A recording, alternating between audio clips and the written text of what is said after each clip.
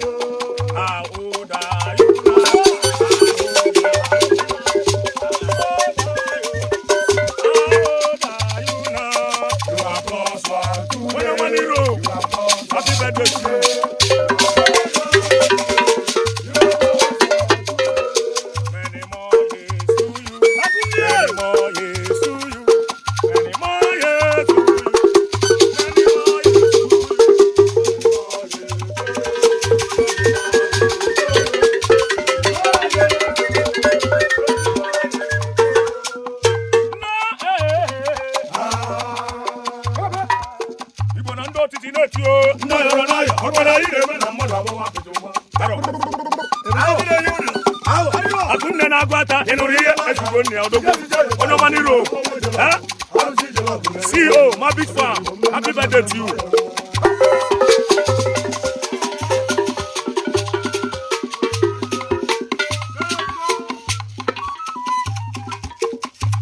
Anything you do for this life, now God do we know. Now God do we know. Yes, you go now answer your call. Yes, you go now answer your call. Yes, you go now answer your call. Answer your call. Yes, you go now answer your call. When you boss is in Aguata, yes, you go now answer your call. When your money rope, you make it. Yes, you go now answer your call. Yes, you go now answer your call. Yes, you go now answer your call. Yes, you go now answer your call. Yes, you go now answer your call.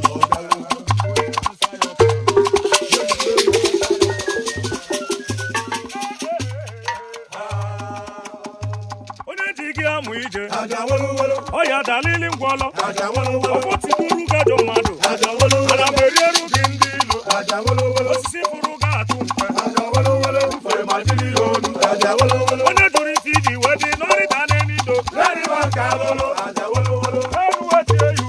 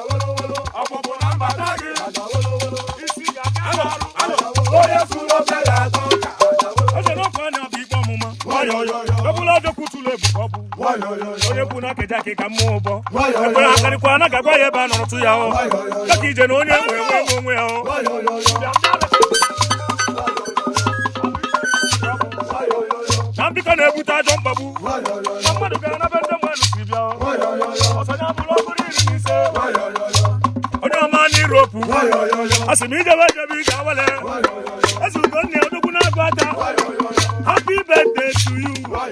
Today be 20 February. Even no plus one.